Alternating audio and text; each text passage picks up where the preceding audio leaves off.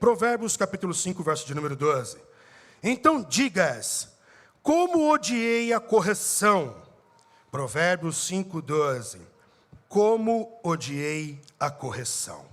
E o meu coração desprezou a repreensão.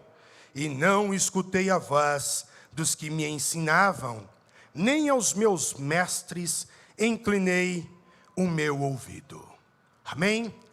Queridos, estamos em um dos livros que eu tenho por estima, de todos os livros da Bíblia Sagrada. Eu tenho preferência, eu li muito mais o livro de Provérbios de Salomão. O livro de Provérbios de Salomão é um livro eficiente, é um livro eficaz, é um livro antigo, que foi escrito lá atrás. Entretanto, este mesmo livro, ele fala ainda hoje. Ele ainda consegue mexer com os nossos corações, ao ponto de parecer que Salomão está vivendo em nossa época. Salomão, filho do rei Davi, era um homem vivido, era um homem de experiências, mas não foi assim desde o início. No início da aparição de Salomão na Bíblia, nós vamos ver que Salomão ele já aparece ouvindo algo de seu pai que não foi tão favorável. Davi está morrendo, Davi está moribundo, Davi está avançado em idade, e Davi então está partindo dessa terra para outro. E nós vamos ver que Salomão então acompanha o seu pai no leito de morte. E no momento em que ele está no leito de morte, nós sempre falamos as últimas palavras. Aquela pessoa que tem ciência que está morrendo, vai chamando um, vai chamando o outro, vai se despedindo e esboça as últimas palavras. Com Davi não foi diferente. Então Salomão está aí do lado e ele começa então a falar com Davi. Com Salomão. E o que ele fala com Salomão não é tão aprazível. E o que é que Davi fala para Salomão? 1 Reis, capítulo de número 2, verso de número 1. Quando se aproximava o dia de sua morte, Davi deu instruções ao seu filho Salomão. Olha a instrução. Estou para seguir o caminho de toda a terra. Por isso, Salomão, seja forte e seja homem. Eu não sei se isso aqui soa para você meio que esquisito. Pois quando eu e você ouvimos, por exemplo, de um pai, seja forte, a expressão seja forte, ela é motivacional. Em outras palavras, o termo seja forte pode denotar muitas coisas, como por exemplo, meu filho, de modo indireto, é isso que Davi está querendo dizer. Meu filho, na vida você vai ter muitos problemas, você vai ter traições, você vai enfrentar muitos dilemas, muitas circunstâncias, mas seja forte. A expressão seja forte quer dizer isso. Você vai passar por problemas, mas seja forte, tenha postura, continua firme. Agora, seja homem. Eu acho que deve ter doído em Salomão. Tenta imaginar você que está me ouvindo, você, homem, do lado do teu pai está morrendo. E a última palavra que ele fala para você, que vai ficar gravada na tua mente, é: seja homem. E aí então eu fiquei pensando. Suponhamos que no velório, o velório naquela época demorava dias, semanas, e principalmente de um rei, então, e se estendia ainda mais, e principalmente de um personagem como Davi, que se estendia-se ainda mais. Agora tenta imaginar chegando ali, então, um amigo da parentela, e ele cumprimenta todo mundo, chega em Salomão e diz: meus sentimentos, meus pêsames, estou orando por você, que o Espírito Santo conforme o teu coração, conforte o teu coração, que Ele cure esta ferida, que passa o bálsamo aí. Coisas que você e eu nós falamos, em momentos triviais, rotineiros, de pesar, como esse. E aí então, ele chega em Salomão, depois que parece que Salomão conteve o choro, aí ele chega em Salomão e fala: e aí Salomão, me diz aí, teu pai te falou alguma coisa antes de morrer? E aí Salomão olha para o cara, fala: não, falou. O que ele falou? Ele falou para eu ser forte. Bacana. Eu acredito que qualquer pai falaria isso para o seu filho mesmo. Está viajando, seja forte. Você é o homem da casa. Coisas assim que o pai fala: estou indo embora, mas você vai ficar aqui, cuida da tua mãe, né? Faz isso aí, é normal. Mas só foi isso, só falou para tu ser forte só? Falou também para eu ser homem. Falou para eu ser homem. Tenta imaginar. Eu não sei se isso foi bom, se isso foi traumático, se isso foi pesaroso na cabeça de Salomão. Mas eu sei que Salomão agora se vê sozinho. E quando Salomão se vê sozinho, Salomão ele vai orar. E aí, quem sabe, Deus olha para Salomão e fala: Davi causou um estrago no coração de Salomão. Deixa eu me revelar para esse caboclo aqui, conversar um pouquinho com ele. Aí Deus resolve se revelar para Salomão. E quando Salomão ora, Salomão pede o quê? Pede sabedoria. E Deus ainda é tão generoso para tentar consertar o que Davi falou para ele. Deus ainda deixa ele escolher. Pede aí, o que você quer? Para tentar aumentar a autoestima de Salomão. E Salomão então pede o quê? Salomão ele pede sabedoria. Salomão era um cara vivido, Salomão era um cara experiente. Segundo Flávio José, ele diz que Salomão de vez em quando saía durante o dia ou durante a noite disfarçado. Ele não se apresentava com roupas reais, ele se vestia de civil, um cidadão normal, e andava no meio da população, para conversar com a população, para entender um pouco da população, para conhecer as mazelas, para conhecer os problemas sociais, para ver se tem água encanada ou não, para ver se o CDHU está bom ou não está, o que está acontecendo. Então ele conversava com a população, ver se o Bolsa Família está funcionando, estão chegando até você, e ele perguntava inclusive do próprio reinado dele, a ideia, um feedback, como eu, como rei, estou me apresentando. Além disso, Salomão, como um bom analista, porque historiadores dizem que Salomão estava avante do seu tempo, cerca de, no mínimo, 50 anos no pensamento, Salomão estava avante do seu tempo. Então Salomão ele começa a perceber muitas coisas, e dentre as coisas que Salomão começa a perceber, é que o ser humano ele se arrepende. O versículo que lemos de Provérbios, capítulo de número 5, é justamente a posição, o posicionamento de uma pessoa que está arrependida. Eu odiei a correção, eu não deveria ter feito isso. Ou são palavras de uma pessoa arrependida. E quando falamos de arrependimento, não é somente Salomão que trata sobre as coisas da vida relacionado ao arrependimento. A Bíblia, de um modo geral, trata sobre o arrependimento de capa a capa. Entretanto, a Bíblia é dividida entre Velho Testamento e Novo Testamento. No Velho Testamento, o arrependimento ele era geral. O arrependimento era para a nação. O arrependimento era para o corpo como um todo. Então, quando Deus falava para o povo se arrepender, Deus falava assim: Israel, se arrependa. Povo meu, seja geral, se arrependa. Se fosse hoje, ele falaria assim para você: Lagoinha, São Miguel Paulista, você é um indivíduo com uma personalidade distinto de mim. Entretanto, ele falaria para todos nós: arrependei-vos. Arrependa-se, Lagoinha, São Miguel Paulista. No Velho Testamento funcionava assim, lembra de Jonas? Quando Jonas vai pregar em Nínive, Nínive se arrepende e automaticamente converte o seu caminho ao ponto do mal não lhes alcançar. A nação se arrependeu. Mas entra Jesus na história. Na novela da vida real, Jesus entra. As cortinas se abrem. O Emanuel chegou. Jesus entra e ele faz o chamamento também ao arrependimento. Entretanto, o chamamento ao arrependimento de Jesus é um chamamento individual. É para o pecador, é para você, é para a intimidade, é para mim, é para cada pessoa. É o que ele diz em Lucas capítulo de número 15 e verso de número 7, quando ele diz: digo-vos que assim haverá alegria no céu por um pecador que se arrepende, mais do que por 99 justos que não necessitam de arrependimento. A pergunta é: quando é que ocorre o arrependimento? Quando é que eu costumo me arrepender? Quando é que parece que caiu em si, que eu caí em si, ou que me deu um insight, aí então eu consigo perceber as coisas e eu me arrependo. Quando que geralmente o ser humano se arrepende? Quando ele percebe que o seu erro é irreparável.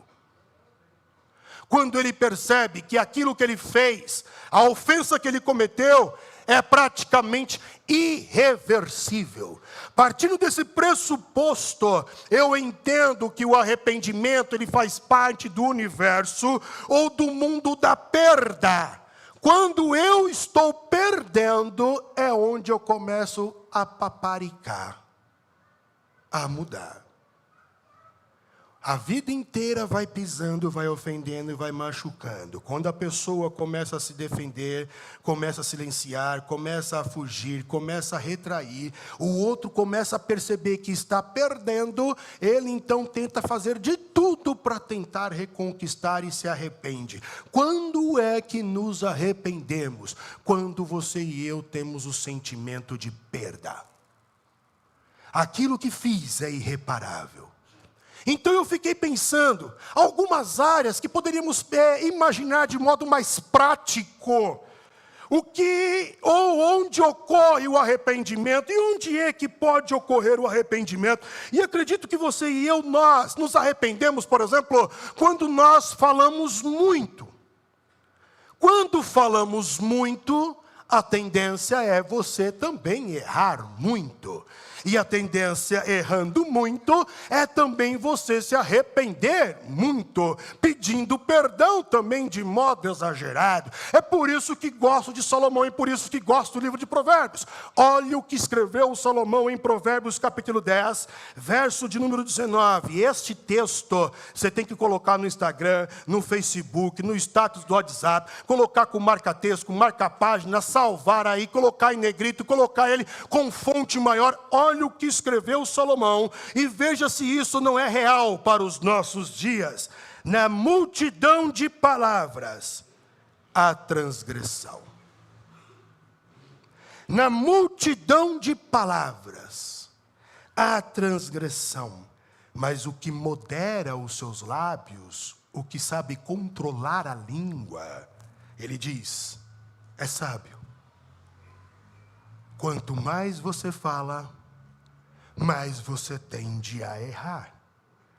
Aquelas pessoas que são muito espontâneas, e não há nada de errado nisso, faz parte do teu ser, da sua personalidade, de você, espontânea. Só que o seu afoitismo e a sua espontaneidade pode te levar a falar alguma coisa quando você estiver no emaranhado dos seus sentimentos e emoções, e aí então você lança aquela palavra que não deveria ter lançado. E uma vez que uma palavra ela é lançada, você pode ser o flash, você não vai conseguir correr e barrar aquela palavra antes que ela chegue no ouvido daquela pessoa.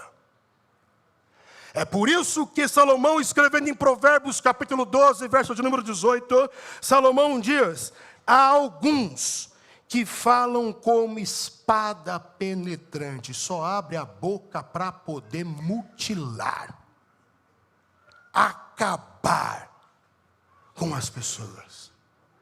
Quantos pais, irmãos, ou como nós pais erramos, como nós pais erramos, às vezes num momento de ira, onde o filho fez malcriação, conseguiu tirar você do sério, porque filho tem esse poder,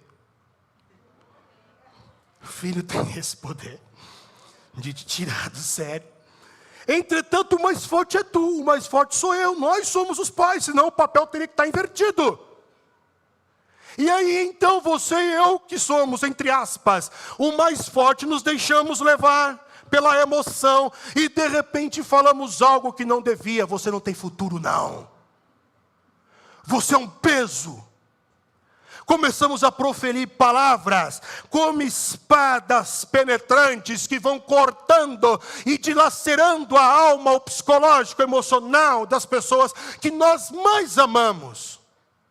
Você pode perceber que a pessoa que eu menos quero machucar são ou é a pessoa ou as pessoas que eu mais machuco. E por quê? Porque do mesmo jeito que no âmbito relacional eu edifico, eu curo, eu saro. Também no âmbito relacional, eu machuco. Eu posso afetar para machucar. E infelizmente eu acabo machucando o que eu não quero machucar. Eu acabo ofendendo o que eu não quero ofender. Por isso que na multidão de palavras há transgressão. Quanto mais você falar, mais a probabilidade você tem de errar. De não falar, de falar o que não devia. Então, controle da língua. Ao machucar a pessoa, reconquistar essa pessoa é muito difícil. Por isso Salomão, ele escreve algo fenomenal. Em Provérbios 18, 19, Salomão escreve assim: o irmão ofendido é mais difícil de se conquistar do que uma cidade fortificada. É capaz de você acabar com a guerra na Ucrânia e Rússia do que conquistar o coração dilacerado do cônjuge, do filho. Um irmão ofendido é mais difícil de se conquistar do que uma cidade fortificada. Quando é que a gente se arrepende? Eu acho que outro item que faz você e eu nos arrepender é quando você e eu, nós achamos que estamos com a bola toda e nos sentimos superiores em detrimento a outras pessoas. E quando eu falo detrimento, eu estou falando de considerar a sua tese, a sua teoria, você como sendo melhor. Eu faço melhor. Eu compro melhor. Se fosse eu faria. A última palavra tem que ser sua. E quando você e eu estamos encharcados em nós mesmos, na arrogância, na soberba, acreditando que você e eu, nós temos a capacidade e que a nossa ideia, ela é superior a outra, que o outro não tem crédito, o do outro não é válido, é quando você e eu achamos que nós estamos com a bola toda, a última bolacha do pacote. Pior é que quando eu me sinto assim, eu faço com que o outro se sinta nada. E eu olho para o outro e vejo e percebo que o outro não tem a mesma capacidade que eu. E esse tipo de pensamento faz de mim um ser especial. Eu sou o iluminado. Eu sou o melhor. Lembra de Pedro? Um determinado dia, Jesus diz assim, é o seguinte: está chegando o momento, vão me prender, vão me bater, vão me chicotear, vão me crucificar. Aí Pedro falou, não, Senhor, não deixa isso acontecer com o Senhor, não. Aí Jesus fala para ele assim, é o seguinte, Pedro, para trás de mim, Satanás. Tenta imaginar Jesus falando isso para tu. Eu vou sair daquela igreja, esse pastor Jesus aí. Eu não acredito que Pedro estava endemoniado. Eu não acredito nessa teologia e nem acredito nessa hipótese. Porque quando você fala Satanás é um título, não é nome. Satanás é um título, não é nome. E o termo Satanás significa adversário. Aquele que se opõe. E a obra de Jesus é a obra de morrer. É o Cordeiro de Deus que tira o pecado do mundo. E Satanás não quer que ele morra. Logo, Satanás vai impedir Jesus de morrer. Então ele está sendo um Satanás, tentando impedir Jesus de morrer. E o que Pedro faz? Ele se coloca na condição do título Satanás, de opositor. Como Pedro estava na mesma posição que o diabo, então Jesus falou, para trás de mim, aí o adversário, o Satanás. Então se você se opõe a mim, você é o meu Satanás. Eu sou o Satanás da Daniela. E assim vai. Porque a oposição é aquele que é o adversário. Pedro não estava endemoniado. E Pedro diz isso. Mais à frente, Jesus repete. Jesus diz assim, ó, está chegando a hora, eu vou morrer, vou me prender, vou ser crucificado. Aí então Jesus vira para os discípulos e diz, e tem mais, vocês todos vão me deixar. Vocês vão sair correndo, quando o circo pegar fogo, ó, vocês vão tudo fugir e eu vou ficar sozinho. Aí Pedro fala, não, pera aí, Jesus. Você está falando comigo também? Estou falando para todo mundo aqui. Não, senhor, eu não. A palavra Pedro, o nome Pedro, significa pedra, dá a ideia de inabalável. É o seguinte, senhor, ó, dá uma olhada para esse, ó, Mateus, franguinho, dá uma olhada para Mateus, ó, João, tem nem estatura, não tem nem pelo na barba, ainda não tem nem barba, é criança ainda. Agora eu não, Jesus, eu sou homem, Jesus, eu sei o que eu estou fazendo, eu não vou te negar, eu vou continuar com você. Mas o circo pegou fogo. Aí então o que acontece? Uma mulher olha para Pedro assim, e Pedro não sabe se é paquera. De repente essa mulher vira para Pedro. Sabe quando você reconhece uma pessoa e você fica olhando para aquela pessoa e você falou, já vi esse camarada em algum lugar, eu já vi, já andou, eu sei quem é, só não estou lembrado de onde, mas eu sei quem é. Era essa mulher olhando para Pedro. Aí Pedro se sente incomodado, Pedro até sai de posição, mas ela vai atrás, chega em Pedro e diz assim, ó, eu vi você com ele. Aí Pedro, eu? Você está louca? Eu nunca vi esse homem na vida. Soberba, arrogância. E quando você e eu percebemos que os outros também têm a nos ensinar, que os outros estão na mesma balança, no mesmo barco que nós, que os outros possuem capacidade e podem fazer a mesma coisa de modo diferente, que eu posso aprender com os outros, e eu percebo que eu não estou com essa bola toda, e que Deus não precisa de mim, então eu choro amargamente e eu me arrependo. Foi o que aconteceu com Pedro, em Lucas, capítulo de número 22, verso de número 61. E virando-se, o Senhor olhou para Pedro, e Pedro lembrou-se da palavra do Senhor, como lhe havia dito, antes que o galo cante hoje, me negarás 3 vezes. E saindo Pedro para fora, abre parênteses, arrependido, fecha parênteses, chorou amargamente. Quando é que eu me arrependo? Acredito que eu me arrependo quando eu tenho um pensamento errado sobre Deus. Quando eu me relaciono com Deus com pensamentos errados sobre Ele. Eu aprendi uma coisa, que Deus não é uma ideia minha. Deus não é uma ideia minha. Mas as minhas ideias acerca de Deus são ideias minhas. Entretanto, as minhas ideias não é Deus. Eu vou repetir. Deus não é uma ideia minha. Não fui eu que inventei essa história. Deus não é uma ideia minha. As minhas ideias acerca de Deus que são ideias minhas. Entretanto, as minhas ideias acerca de Deus não é Deus. Deus é sempre o grande outro. De tudo o que sei, de tudo que me falam, de tudo que ouço acerca dele, de tudo que aprenderei acerca dele, ele sempre será outro. A minha mente finita não pode captar Deus. O problema é que você e eu, nós nos relacionamos com Deus e achamos que somos espirituais quando as coisas estão acontecendo bem.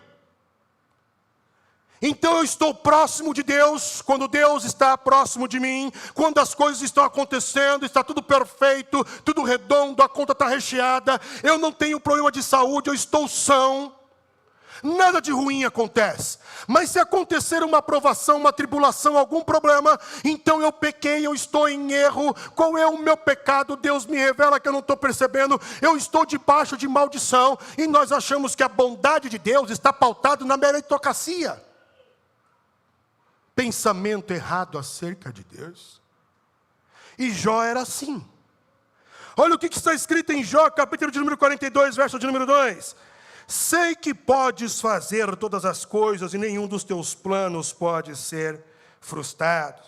Tu perguntaste, quem é esse que obscurece o meu conselho sem conhecimento? Certo é que falei de coisas que eu não entendia ao arrependimento. Coisas tão maravilhosas que eu não poderia saber.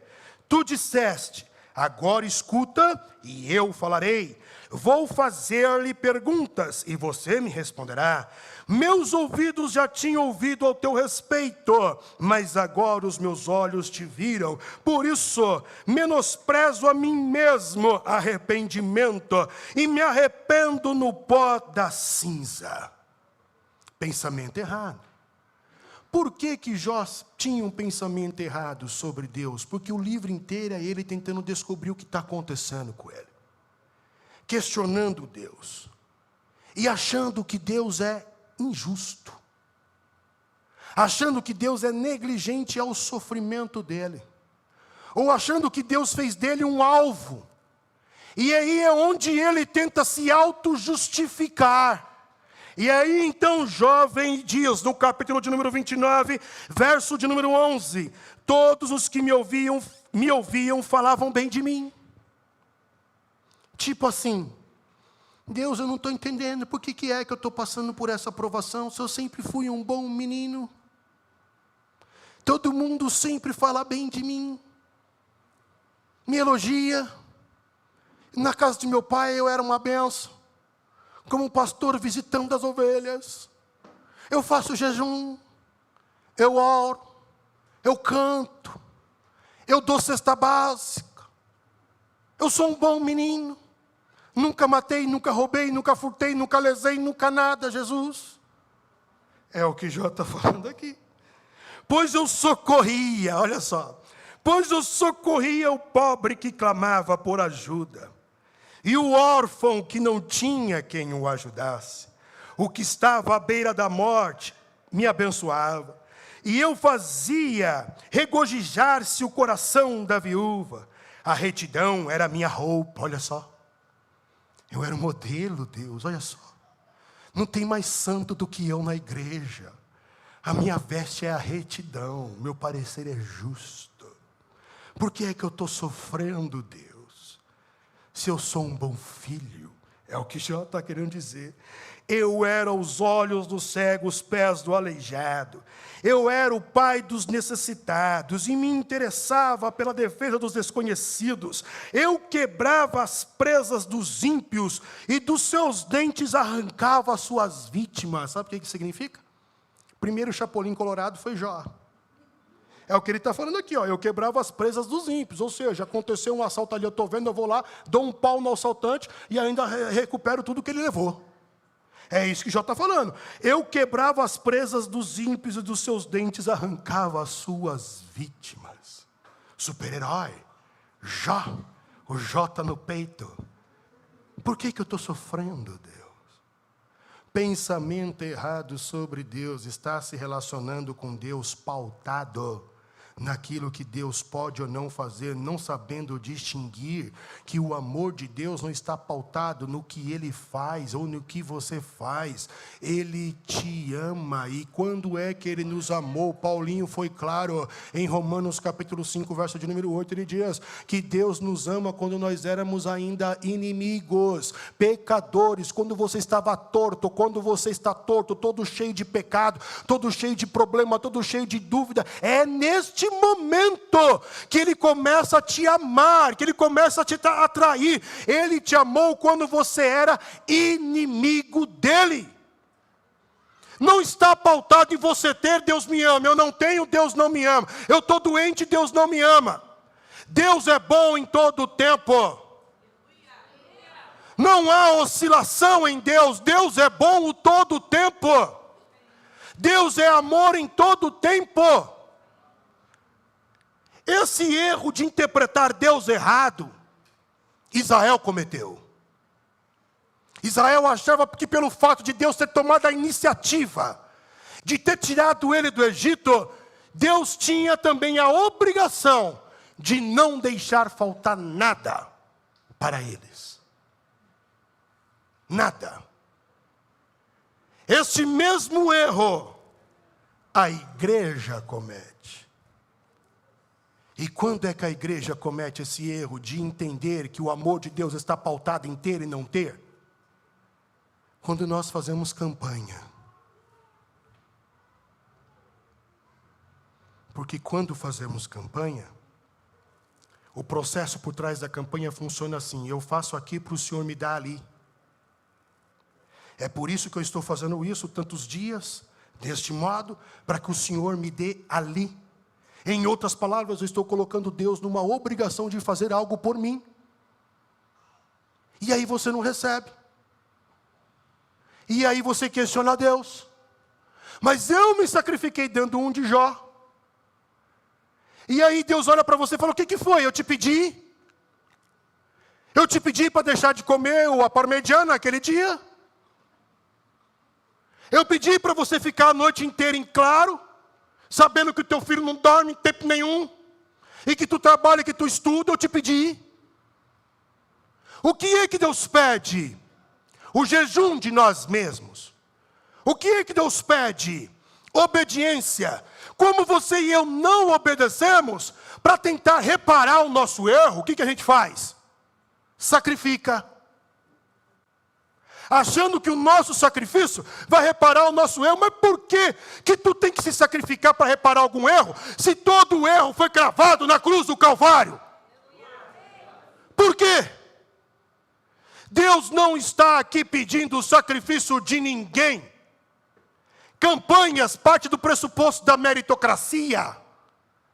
Já que fiz, sou merecedor de receber? Porque fiz. E a única coisa que nós, seres humanos, somos merecedores de receber é a morte, o inferno. Entretanto, Deus age com misericórdia e não me deixa viver eternamente longe dele, e ainda me dá um favor imerecido, graça, me levando para o céu com ele. Por isso não devemos aqui em nenhum momento confundir Deus, o amor de Deus, tendo ou não tendo, Deus me ama, fazendo ou não fazendo, Deus me ama, pecando ou não pecando, Deus me ama. Não muda nada. Não muda nada. Ah, pastor, tu só está assinando um cheque branco para eu pecar? Não. Filhinhos, escrevo para que não pequeis. Mas se pecar, o amor de Deus não muda por você. É o mesmo. Então nos arrependemos quando nós não entendemos Deus direito. Outra pergunta que surge é: o que é arrependimento?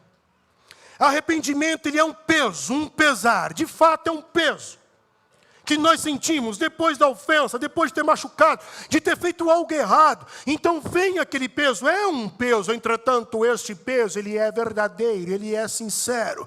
Este peso te faz encontrar você mesmo, faz você perceber você, faz você entender que você está machucando e acabando com você e com todos que estão ao teu redor. É onde você então se arrepende. Arrependimento é isso, é fazer você cair em si. Arrependimento são segundas oportunidades. Arrependimento é perceber que Deus me ama e me dá novas chances. Como escreveu Paulo em Romanos 2,4. Romanos 2,4. Ou desprezas tu as riquezas da sua benignidade e paciência, e longanimidade, ignorando que a benignidade de Deus te leva ao arrependimento? O que é o arrependimento, senão o reconhecimento da bondade de Deus sobre a minha vida? Por que eu mudo de rota? Porque Deus está de braço aberto me dando novas oportunidades. Isso é arrependimento. Arrependimento é metanoia. Metanoia é mudança de rota. É quando o peso faz você entender que você tem que sair desta vida, que você não pode continuar falando, tratando, agindo do jeito que está falando ou tratando. Você não pode, você tem que mudar isso. Então existe um peso dentro de você. Você percebeu, caiu em si, então você se recompõe e muda a rota. Isso é arrependimento, isso é conversão. Entretanto, o arrependimento, ele é facilmente confundido com remorso. Existe uma diferença. É muito similar, mas existe uma diferença.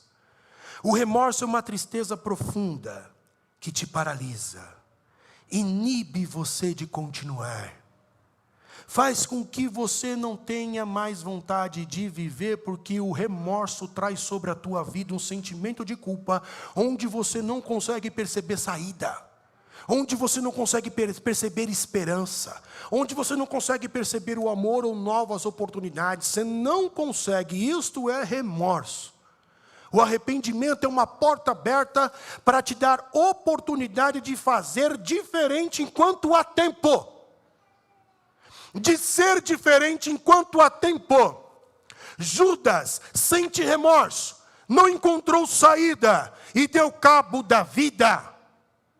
Pedro arrepende-se, entra pela porta da segunda oportunidade e gera uma expectativa para um futuro diferente. Arrependimento. É por isso que há esperança para mim e há esperança para você. Aquele que se arrepende, que coloca no pé da cruz, que pede perdão ao cônjuge e ao filho, aquele que se arrepende, ele encontra vida, é o que está escrito em Atos 11:18. E ouvindo estas coisas, apaziguaram-se e glorificaram a Deus, dizendo: na verdade, até os gentios deu Deus o arrependimento para a vida. Quando falamos de vida, nós estamos falando de vida biológica, que é antagônica à morte biológica. Quando falamos de vida, estamos falando daquele que se arrependeu continuar vivo em minha vida. Ele continua vivo dentro de mim, porque a pessoa pode estar viva, entretanto morta para mim. Eu posso matar essa pessoa, é só cortar o relacionamento. Agora, quando falamos de vida, estamos falando da pessoa continuar vivo em minha vida. Então, quem se arrepende, quem pede perdão, alcança a vida. Quem se arrepende, quem pede perdão, alcança misericórdia, como escreveu Salomão em Provérbios 28:13, que diz: o que encobre as suas transgressões nunca prosperará, mas o que confessa e deixa, alcança misericórdia. O que confessa e deixa. Por isso, há esperança para mim, há esperança para você. A última palavra no Evangelho é vida, não é morte. O Evangelho não condena.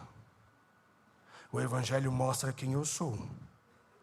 E diante da demonstração que o Evangelho faz, demonstrando quem é o Rodrigo, o que o Rodrigo vai fazer diante da verdade que me é anunciada? Me arrepender e mudar de rota? Ou continuar na mesma?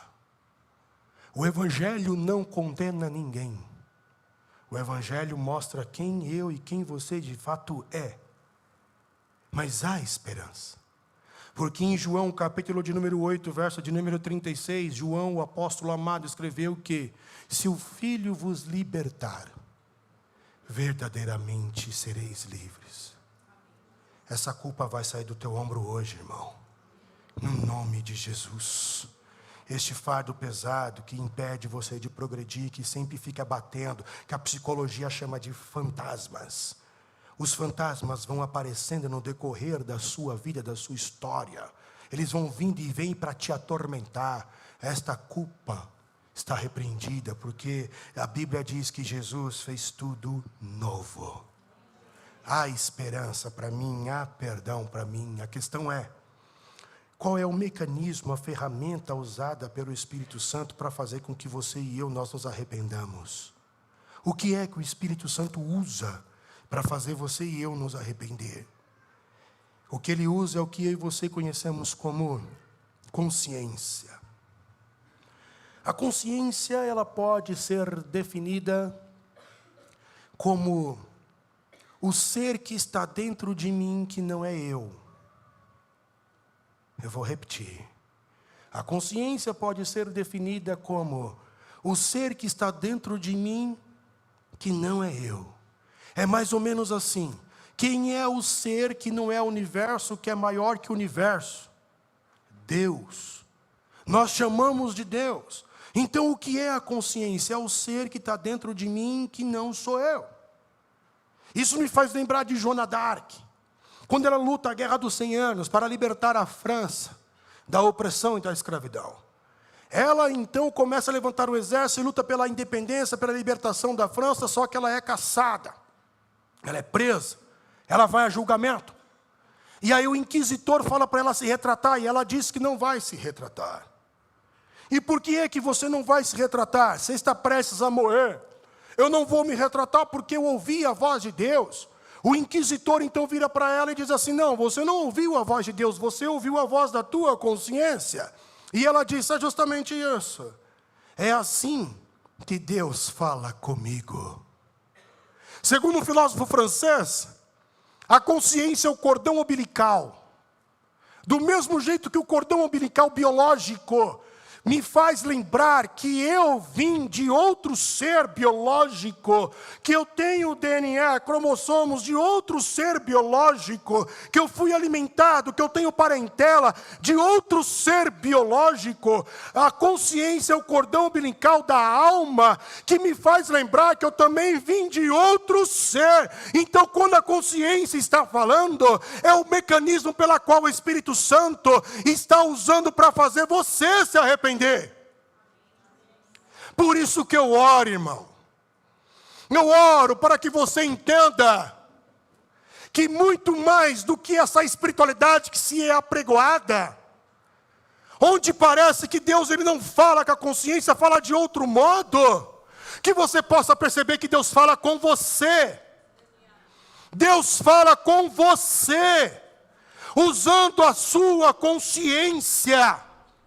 Então esteja ali apto, sensível a ouvir a voz da tua consciência, que é o mecanismo que Deus usa para fazer você se arrepender e enxergar a si mesmo.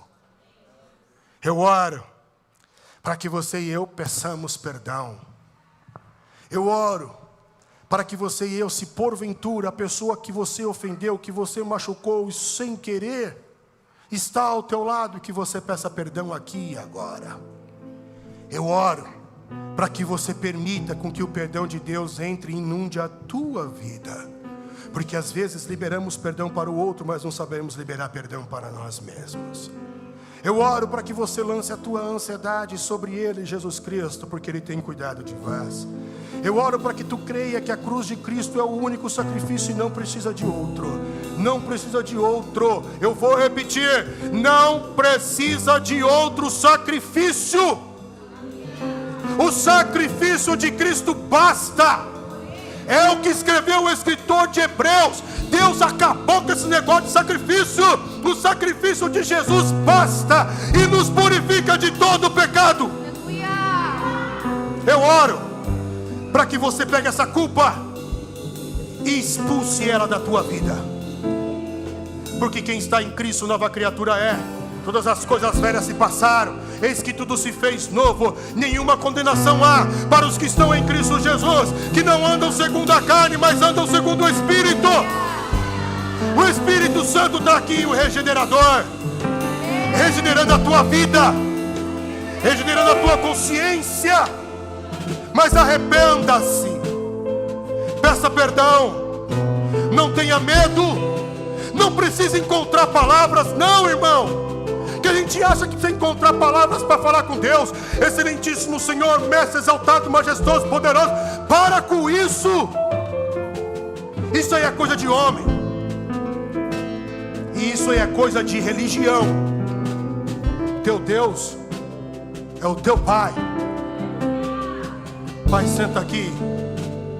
Errei mesmo, Pai, errei mesmo. Não aguentava mais a vontade dentro de mim, eu tinha que falar. Não aguentava mais a vontade de mim, eu errei mesmo, errei porque quis. Não tapa o sol com a peneira. Não fique alienado do teu erro. Não jogue o teu erro para o outro. Errei porque o outro falou, porque o outro fez, porque o outro induziu, porque o outro influenciou. Errei porque quis. E Jesus vai falar: eu sei, mas o que tu quer? Eu não quero mais errar, porque eu sei que o Senhor tem todo o poder. Purifica-me do meu pecado, livra-me de mim mesmo. É a oração do Pai Nosso. livrai-me do mal. Mas que mal é esse? Do mal de mim mesmo. Não só do mal que eu posso sofrer lá fora, mas do mal que eu posso ser para o outro, e do mal que eu posso ser para mim mesmo. Enquanto o louvor canta, eu gostaria que você falasse com Deus. Eu gostaria que você aceitasse o perdão, mas eu gostaria que você se arrependesse.